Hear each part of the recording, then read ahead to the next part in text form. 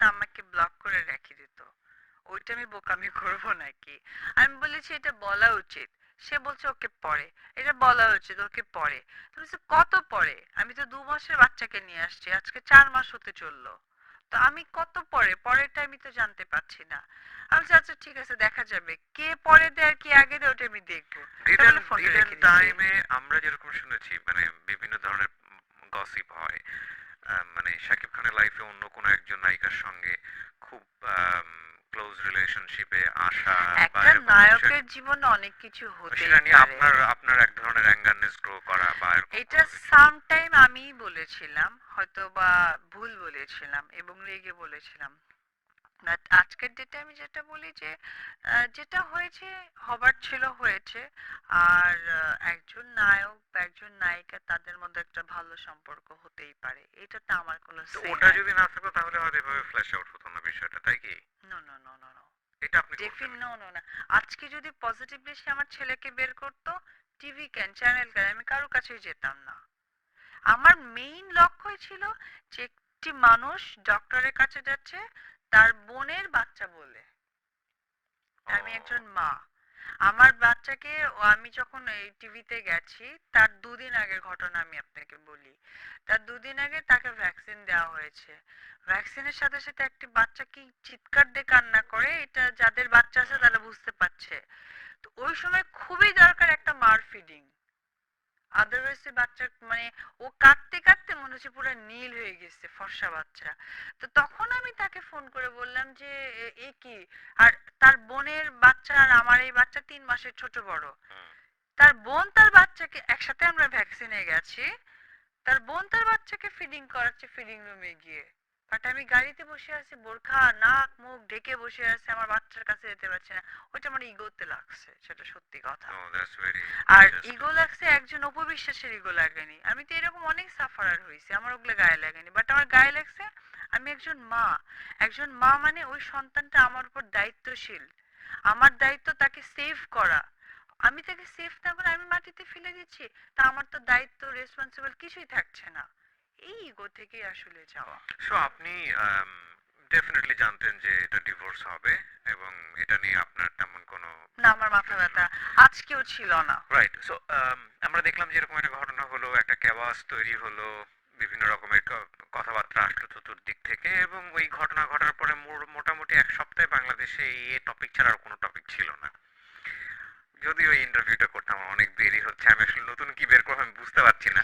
So everybody knows it. তো তারপর দেখলাম শাকিব খান আপনার বাসায় গেছেন। একটা গুড নিউজ, সব জায়গা থেকে টক শোতেও দেখলাম যে দুজনকে মিলিয়ে দেওয়ার চেষ্টা করা হচ্ছে এবং আপনারা দুজন পাশাপাশি বসে সুন্দর হাসির ছবিও দিলেন। তখন আমার ব্যক্তিগতভাবে মনে হয়েছিল টিকবে না বেশি দিন। এইটা আমি বোধহয় পার্সোনালি কাউকে শেয়ার করেছিলাম। না, এটা আসলে কারো ব্যক্তিগত সম্পর্ক নিয়ে এভাবে বলা উচিত না। তো ফাইনালি এটা চলে আসলো। ঠিক আছে। তো আসলে এর পরের যে অনেকগুলো স্ট্রাগল, মানে ডিভোর্স হয়ে যাওয়ার পরের যে স্ট্রাগল গুলো, সেটা আসলে আপনি কিভাবে কিভাবে ডে টু ডে ফাইট করেছেন? আসলে স্ট্রাগল তো বলে করে আসে না, সময়ের সাথে সাথে নিজেকে আমি যদি একটু অ্যাডজাস্ট টু দা করে পয়েন্টে নিয়েছি। যাই, একটা হচ্ছে রিলিজিয়নের জায়গাটা থেকে বিভিন্ন রকমের কোশ্চেন আপনাকে করেছে, হ্যাঁ, ওটা আমি আপনি কাম ওভার সেটার করেছি। অ্যান্সার করেছেন। কখনো বলেছেন যে আম, এটা আসলে ওই সময়ের যেটা প্রেক্ষাপট ছিল সেই প্রেক্ষাপটে বলেছি, বাট রিয়েলিটি হচ্ছে এটা। আমি সত্য মিথ্যা জাজমেন্টে যাচ্ছি না, বিকজ ধর্মটা একেবারেই আপনার ব্যক্তিগত বিষয়। আমি এটা আপনাকে ক্লিয়ার করে দিই, জি। যেহেতু কোশ্চেন্সটা একই রকম, অ্যান্সারটা ওই রকমই হওয়া উচিত। যেহেতু আমি কেরিয়ারের কারণে আমি বিবাহিত এটা কিন্তু বলিনি, হুম। বিকজ অফ থ্রো ছিল এটাই যে সিনেমা অনেকগুলো আমাদের উপর লগ্নি করা ইস্যু। দ্যাটস ওয়াই 9 বৎসর সংসার করেছি এবং আপনারা নিজেরও অবাক হয়ে যাচ্ছেন যে কি করে সম্ভব, কি করে সম্ভব, পাকপক্ষীও কি দেখেনি? তো এটা সম্ভব ছিল এবং আপনারা সেটা প্রুফ পেয়েছেন। এক, সেকেন্ড ইস্যু বের হয়েছে একটি মাত্র ইস্যু, যেহেতু একটি মাসুম বাচ্চা তাকে সমাজ ব্যবস্থায় নিতে হবে, তার জন্য পরিচয় দরকার।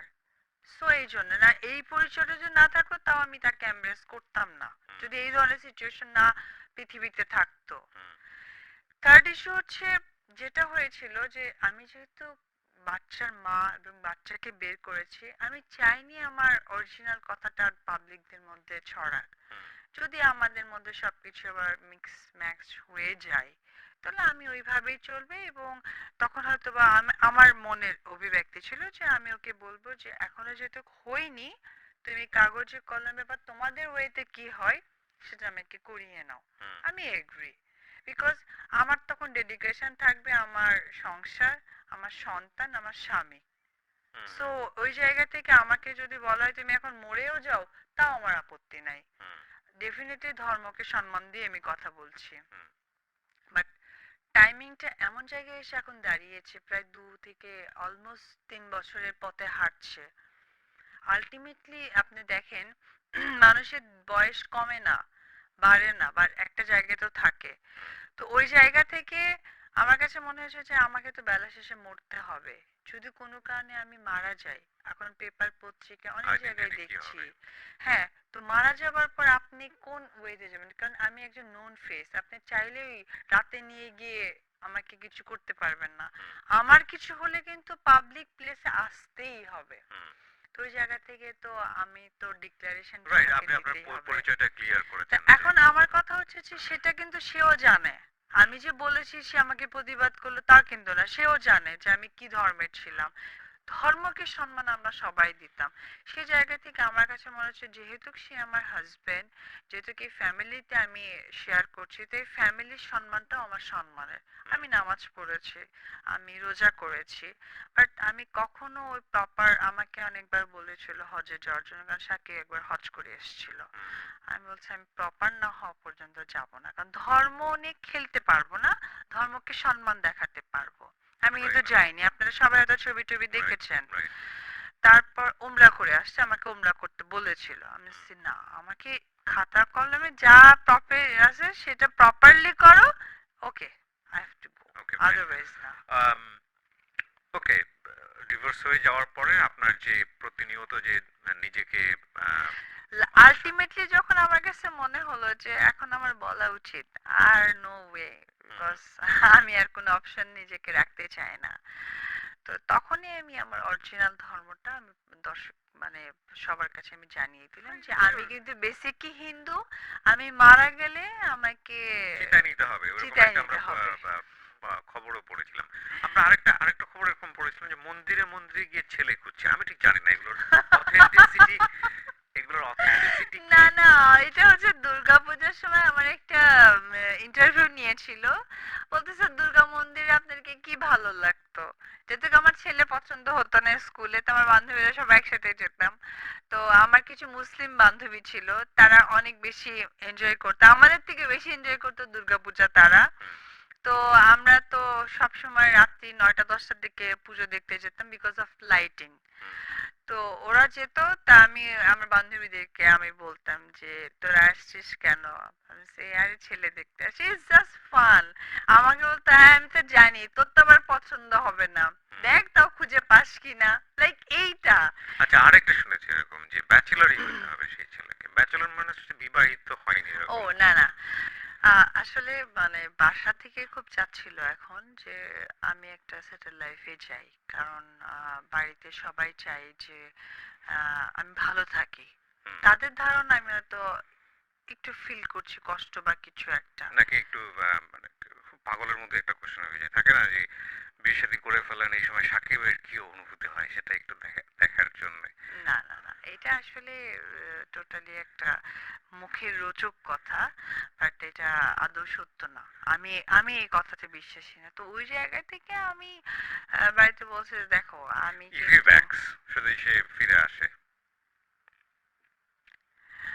নো, আমি আর চাই না, কারণ সময়ের সাথে সাথে অনেক কিছু চেঞ্জ হয়ে যায়। একদিন আমি পাগলামি করেছি, আজকে আমি নিজেই ডিসিশন নিচ্ছি।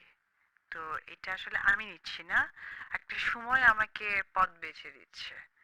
তো সময় এখন এমন এসে একটি জায়গায় দাঁড়িয়েছে,